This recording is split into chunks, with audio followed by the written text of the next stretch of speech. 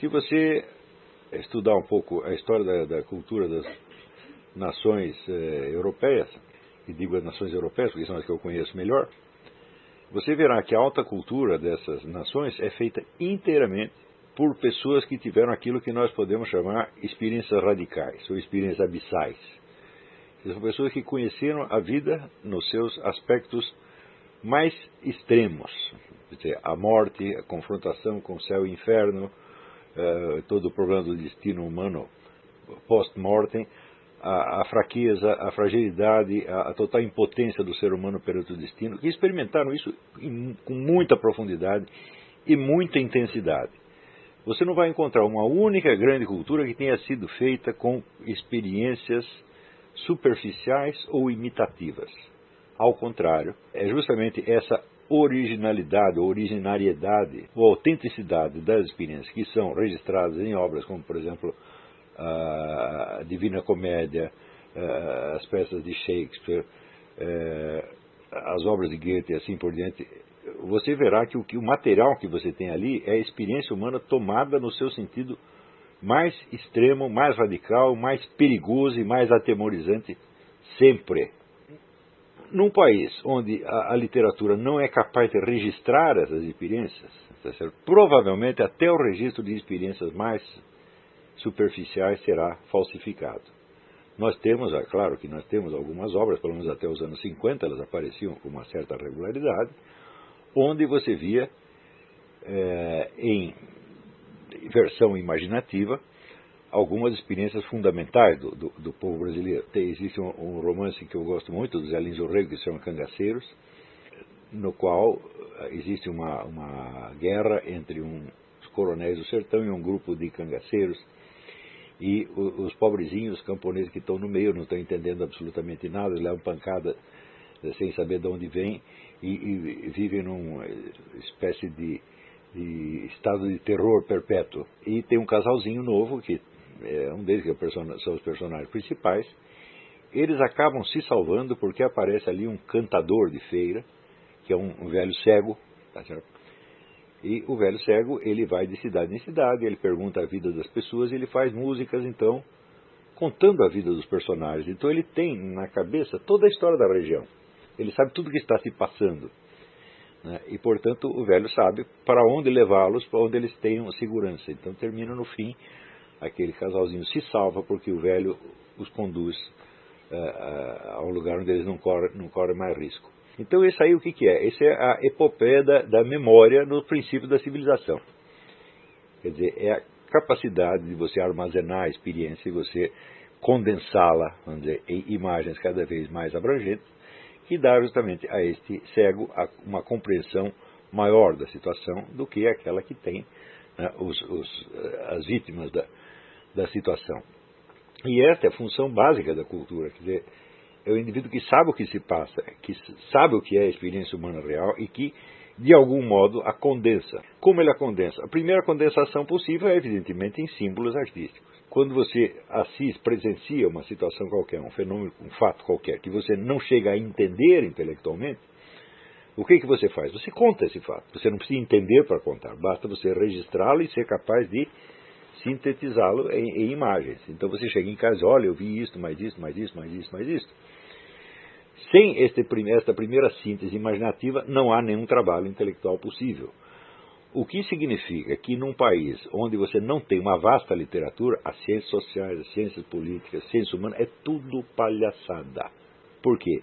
Vão simplesmente usar conceitos científicos já prontos, estereotipados, de um lado, e a realidade bruta dos fatos do outro. Eles não têm aquela síntese intermediária, então não conseguem pensar simplesmente. Então o que você vai ver são só estereótipos onde não há um discernimento efetivo das situações. Ora, todos nós sabemos, e eu já tenho assinalado muitas vezes em artigos, em aulas, etc., que a literatura brasileira desapareceu.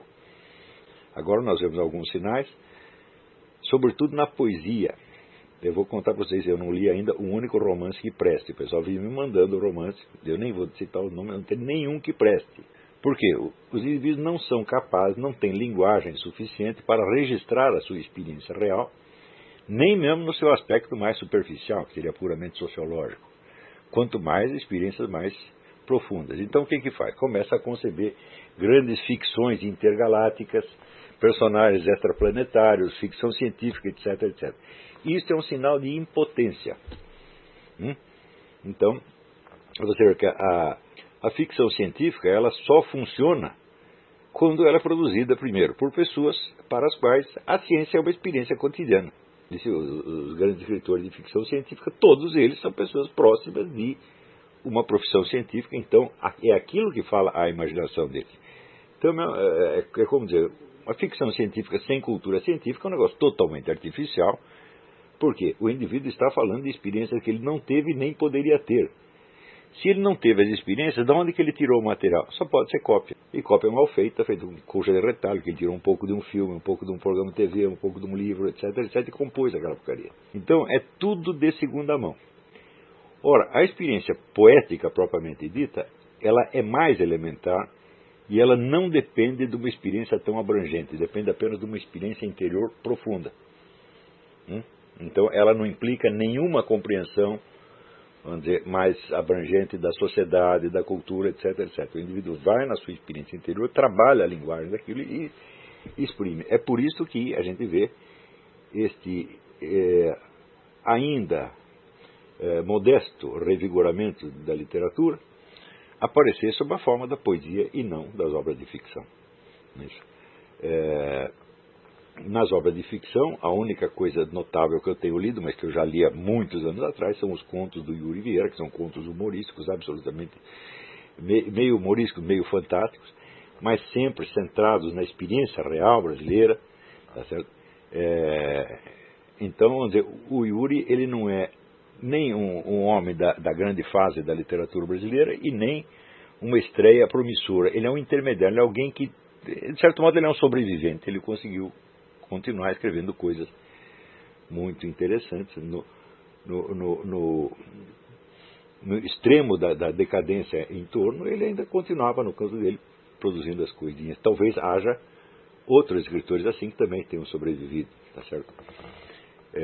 Mas nós não os conhecemos, eles não têm. Aliás, o Yuri, eu nem sei se ele tem algum livro publicado. Eu conheço os contos dele porque ele me enviava, tá certo? E eu sempre tenho um conto absolutamente maravilhoso, que eu acho O Homem do Minhocão, que é um guerrilheiro que se esconde embaixo do minhocão durante 30 anos, pensando que ainda está sendo perseguido pela ditadura. O negócio já acabou há muito tempo. Se vocês querem saber, isso realmente aconteceu. Não nesses termos e não nos termos cômicos. Mas tem um conhecido meu que ficou escondido muito tempo depois de ter acabado a ditadura. Não foi no minhocão, mas aconteceu isso realmente, né? E não é um caso para rir, absolutamente.